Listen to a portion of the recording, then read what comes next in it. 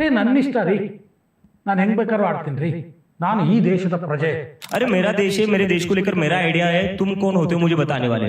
तुम्हारी सरकार है, देश तुम्हारा नहीं है. ಒಂದೇ ಮಾತರಂ ಅವ್ರು ಹೇಳಿದ್ದನ್ನೇ ಆಡ್ಬೇಕನ್ರಿ, ನಮ್ಮದೇ ಬೇರೆ ಒಂದೇ ಮಾತರಂ ನಾವು ಆಡ್ತೀವ್ರಿ. ಇವರಿಗೆ ಬಂಕಿಂಚಂದ್ರ ಚಟರ್ಜಿ ಬರೆದಿರುವಂತಹ ಒಂದೇ ಮಾತರಂ ಇಷ್ಟ ಇಲ್ಲ, AR ರೆಹಮಾನ್ ಅವರ ಒಂದೇ ಮಾತರಂ ಹಾಡ್ತೀವಿ ಅಂತಾರೆ. ಆದ್ರೆ ಇದೇ ಜಂತರ್ ಮಂತರ್ನ ವೇದಿಕೆಯಲ್ಲಿ ಪಾಕಿಸ್ತಾನದ ಹಾಡನ್ನು ಹಾಡ್ತಾರೆ. ಅರಾಜಕತೆ ಸೃಷ್ಟಿಸೋದೇ ಇವರ ಉದ್ದೇಶ. ದೇಶದ ಕಾನೂನು ಏನು ಹೇಳುತ್ತೋ ಅದನ್ನ ನಾನು ಮಾಡಲ್ಲ ಅನ್ನೋದು. ನನಗೆ ಇಷ್ಟ ಬಂದು ಒಂದೇ ಮಾತ್ರ ಹಾಡ್ತೀನಿ ಅಂತಾರಲ್ಲ ದೀಪ್ಗೆ, ನಿನ್ನ ಹೆಸರು ದೀಪ್ಗೆ ಅಪ್ಪ, ನಾನು ಡೂಪ್ಗೆ ಅಂತ ಕರಿತೀನಿ, ಒಪ್ತೀರಾ?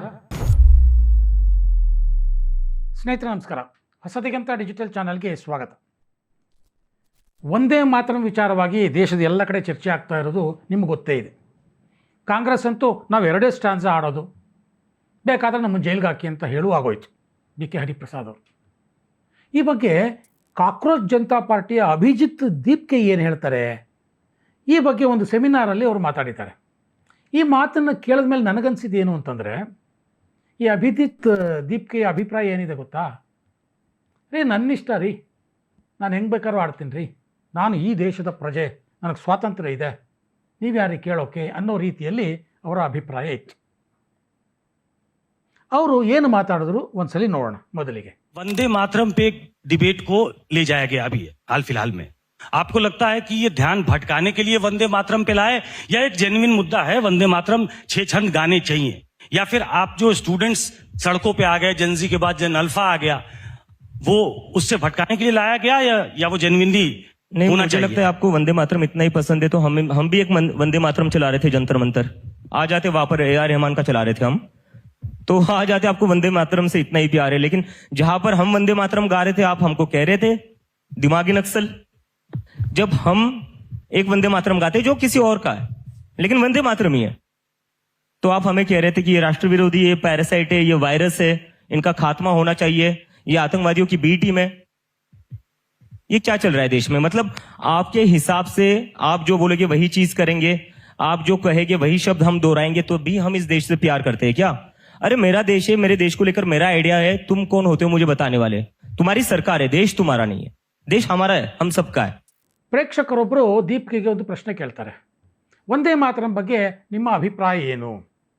ಸರ್ಕಾರ ತನ್ನ ವೈಫಲ್ಯಗಳನ್ನು ಮರೆಮಾಚೋಕೆ ಡೈವರ್ಟ್ ಮಾಡ್ತಾ ಇದೆಯಾ ಒಂದೇ ಮಾತರಂ ವಿಚಾರವನ್ನು ತಂದು ಅಂತ ಪ್ರಶ್ನೆ ಕೇಳ್ತಾರೆ.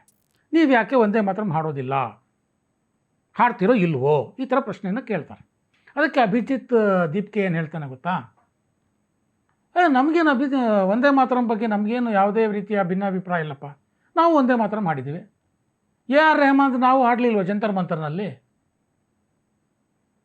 ಒಂದೇ ಮಾತರಂ ಅವ್ರು ಹೇಳಿದ್ದನ್ನೇ ಆಡ್ಬೇಕನ್ರಿ, ನಮ್ಮದೇ ಬೇರೆ ಒಂದೇ ಮಾತರಂ ನಾವು ಆಡ್ತೀವ್ರಿ. ನಾವು ಒಂದೇ ಮಾತರಂ ಹಾಡಿದ್ರು ನಮ್ಮನ್ನು ಅರ್ಬನ್ ನಕ್ಸಲರು ಅಂತಾರೆ, ದಿಮಾಗಿ ನಕ್ಸಲರು ಅಂತಾರೆ. ಏನು ಮಾಡ್ಬೇಕು ನಾವು? ಸರ್ಕಾರ ಇವ್ರದ್ದಿರ್ಬೋದು, ಆದರೆ ದೇಶ ಇವ್ರದಾ? ದೇಶ ನಮಗೆಲ್ರಿಗೂ ಸೇರಿದ್ದು, ನಾವು ಹೆಂಗೆ ಬೇಕಾದ್ರೂ ಹಾಡ್ತೀವಿ, ಅದು ನಮ್ಮ ಫ್ರೀಡಮ್ ಆಫ್ ಎಕ್ಸ್ಪ್ರೆಷನ್. ಈ ಥರದ ದರ್ಪದ ದಾರ್ಷ್ಟ್ಯದ ಉತ್ತರವನ್ನು ದೀಪ್ಗೆ ಕೊಡ್ತಾರೆ. ಅಂದರೆ ಈ ಅಭಿಜಿತ್ ದೀಪ್ಗೆ ಆ್ಯಂಡ್ ಗ್ಯಾಂಗ್ ಇದೆಯಲ್ಲ, ಇವರಿಗೆ ರಾಷ್ಟ್ರೀಯತೆ, ರಾಷ್ಟ್ರೀಯ ಲಾಂಛನಗಳು, ರಾಷ್ಟ್ರಗೀತೆ, ರಾಷ್ಟ್ರಧ್ವಜ ಇವುಗಳು ಯಾಕಿವೆ ಅನ್ನುವಂಥ ಕಲ್ಪನೆಯೇ ಇಲ್ಲ. ಒಂದು ರಾಷ್ಟ್ರೀಯ ಲಾಂಛನ ಒಂದು ದೇಶಕ್ಕೆ ಯಾಕಿರುತ್ತೆ ಸ್ನೇಹಿತರೆ? ಆ ದೇಶದ ಏಕತೆ, ಸಮಗ್ರತೆಯ ವಿಚಾರದಲ್ಲಿ ಇಡೀ ದೇಶದ ಜನ ಒಂದೇ ರೀತಿ ಆಲೋಚಿಸಬೇಕು ಅನ್ನುವಂಥ ದೃಷ್ಟಿಯಿಂದ ಒಂದು ರಾಷ್ಟ್ರಗೀತೆ, ಒಂದು ರಾಷ್ಟ್ರಧ್ವಜವನ್ನು ಒಂದು ದೇಶ ಹೊಂದಿರುತ್ತೆ.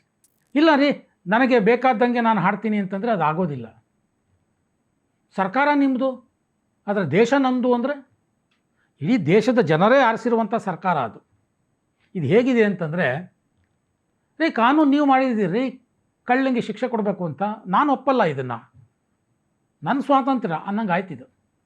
ಸೊ ಇಂಥ ಅವಿವೇಕದ ಲಾಜಿಕ್ ಇಲ್ಲದ ವಾದಗಳನ್ನು ಸ್ಟೇಜ್ ಮೇಲೆ ದೀಪ್ಗೆ ಅಂಥವ್ರು ಮಾಡ್ತಾರೆ. ಇನ್ನು ಸ್ಪೆಸಿಫಿಕ್ ಆಗಿ ಒಂದೇ ಮಾತರಂ ವಿಚಾರಕ್ಕೆ ಬರ್ತೇನೆ. ಇವರಿಗೆ ಬಂಕಿಂಚಂದ್ರ ಚಟರ್ಜಿ ಬರೆದಿರುವಂಥ ಒಂದೇ ಮಾತರಂ ಇಷ್ಟ ಇಲ್ಲ, AR ರೆಹಮಾನ್ ಅವರ ಒಂದೇ ಮಾತರಂ ಹಾಡ್ತೀವಿ ಅಂತಾರೆ.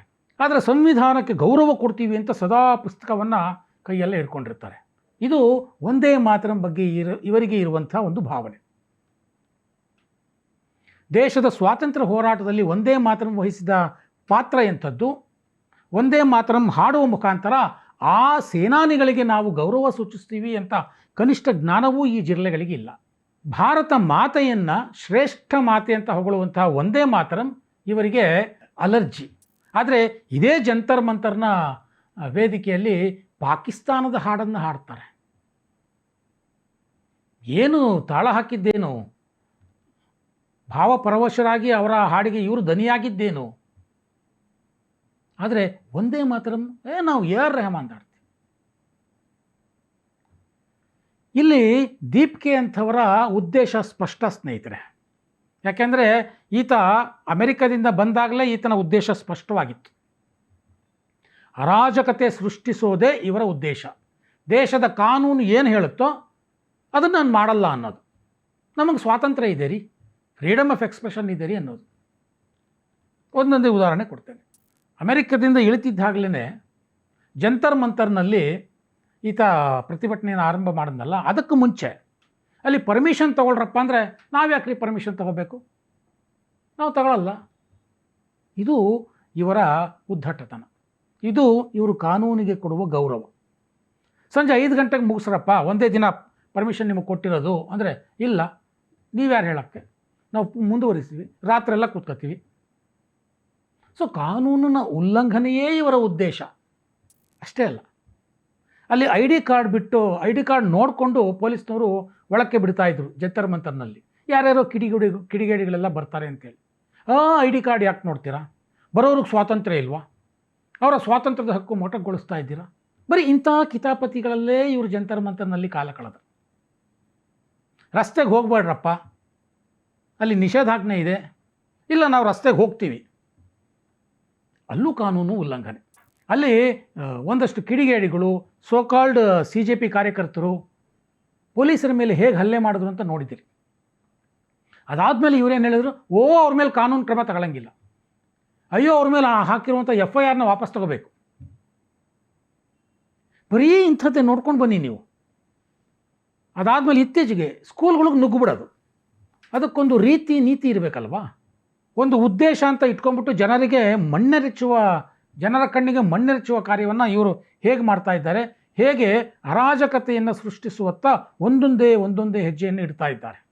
ನನಗೆ ಇಷ್ಟ ಬಂದು ಒಂದೇ ಮಾತರಂ ಹಾಡ್ತೀನಿ ಅಂತಾರಲ್ಲ ದೀಪ್ಗೆ, ನಿನ್ನ ಹೆಸರು ದೀಪ್ಗೆ ಅಪ್ಪ, ನಾನು ಡೂಪ್ಗೆ ಅಂತ ಕರಿತೀನಿ, ಒಪ್ತೀರಾ? ಕಾಕ್ರೋಚ್ ಜನತಾ ಪಾರ್ಟಿ ಅಲ್ಲಪ್ಪ, ತಿಗಣೆ ಜನತಾ ಪಾರ್ಟಿ ಅಂತೀನಿ, ಒಪ್ತೀರಾ? ನಿಮ್ಮದು ಅಂತ ಒಂದು ಹೆಸರಿದೆ ಅಲ್ಲ. ಹಾಗೆ ರಾಷ್ಟ್ರೀಯ ಗೀತೆ, ರಾಷ್ಟ್ರಗೀತೆ ಅಂತ ಒಂದು ಹೆಸರಿರುತ್ತಲ್ಲ, ಅದಕ್ಕೊಂದು ನಿರ್ದಿಷ್ಟವಾದಂತಹ ಒಂದು ಮಾದರಿ ಅಂತ ಇರುತ್ತಲ್ವಾ, ಒಂದಷ್ಟು ಸಾಲುಗಳು ಇರುತ್ತಲ್ವಾ. ಕಾನೂನು ಮಾಡಿದ ಮೇಲೆ ಮುಗೀತು ಡೆಮೋಕ್ರಸಿಯಲ್ಲಿ. ಆದರೆ ಕಾನೂನು ಉಲ್ಲಂಘಿಸಿಕೊಂಡೇ ಬರ್ತಾ ಇದ್ದೀರಿ ಅವತ್ತಿಂದಲೂ, ಇನ್ನು ಮುಂದೆಯೂ ಇದೇ ಇವರಿಂದ ನಾವು ಎಕ್ಸ್ಪೆಕ್ಟ್ ಮಾಡುವಂಥದ್ದು. ಅದಕ್ಕಾಗಿ ಪದೇ ಪದೇ ಹಲವಾರು ವಿಡಿಯೋಗಳಲ್ಲಿ ಹೊಸದಿಗಂತ ಎಚ್ಚರಿಸ್ತಾ ಬಂದಿದೆ, ಇಂಥವರ ಬಗ್ಗೆ ಎಚ್ಚರವಾಗಿರಬೇಕು. ಕಾನೂನನ್ನು ಉಲ್ಲಂಘಿಸೋದು, ರಾಷ್ಟ್ರೀಯತೆಯನ್ನು ಉಲ್ಲಂಘಿಸೋದು, ಅರಾಜಕತೆಯನ್ನು ಸೃಷ್ಟಿಸೋದು, ಮಕ್ಕಳ ಮನಸ್ಸಲ್ಲಿ ವಿಷಬೀಜವನ್ನು ಬಿತ್ತೋದು, ಇವಿಷ್ಟು ಅಜೆಂಡಾಗಳಿಟ್ಕೊಂಡು ಈಗ ಸೆಪ್ಟೆಂಬರ್ 5ನೇ ತಾರೀಕು ನೀಟ್ ವಿದ್ಯಾರ್ಥಿಗಳು ಯಾರು ಪ್ರಾಣ ಕಳ್ಕೊಂಡ್ರು ಅವರ ಪೋಷಕರ ಜೊತೆ ಪಾದಯಾತ್ರೆ ಮಾಡ್ತಾರಂತೆ ಡೆಲ್ಲಿಯಲ್ಲಿ. ಪಾಪ ಅವರ ನೋವು ಅವರಿಗೆ, ಖಂಡಿತ ಅವರಿಗೆ ನ್ಯಾಯ ಸಿಗಬೇಕು, ನಾನು ಅದನ್ನು ಒಪ್ತೇನೆ. ಆದರೆ ಸೆಪ್ಟೆಂಬರ್ 5ನೇ ತಾರೀಕೆ ಯಾಕೆ? ಮುಂದಿನ ಒಂದು ವಾರಕ್ಕೆ ನವದೆಹಲಿಯಲ್ಲಿ ಬ್ರಿಕ್ಸ್ ಸಮ್ಮೇಳನ ಆಗ್ತಾ ಇದೆ. ಆ ಹಿನ್ನೆಲೆಯಲ್ಲಿ ಇವರು ದೇಶಕ್ಕೆ ಮಸಿ ಬಳಿಯುವ ಕೆಲಸವನ್ನು ಮಾಡ್ತಾ ಇದ್ದಾರೆ. ಹೇಗೆ ದೆಹಲಿ ರಯಟ್ಸ್ ಆಯ್ತಲ್ಲ 2020ರಲ್ಲಿ, ಟ್ರಂಪ್ ಬರೋದಕ್ಕೆ 4 ದಿನ ಮುಂಚೆ, ಅದೇ ರೀತಿಯ ಪ್ಲಾನ್ ಮತ್ತೆ ಅರಾಜಕತೆಯ ಸೃಷ್ಟಿ. ಸೊ ಇಂಥ ಅರಾಜಕತಾವಾದಿಗಳ ಬಗ್ಗೆ ದೇಶ ನಿಜಕ್ಕೂ ಎಚ್ಚರವಾಗಿರಬೇಕು. ಸರ್ಕಾರ ಏನು ಕ್ರಮ ತಗೊಳುತ್ತೋ ಬಿಡುತ್ತೋ ಈ ಬಾರಿ ಗೊತ್ತಿಲ್ಲ, ಆದರೆ ದೇಶದ ಜನ ಮಾತ್ರ ಇವ್ರ ಬಗ್ಗೆ ಸದಾ ಜಾಗೃತವಾಗಿರಬೇಕು.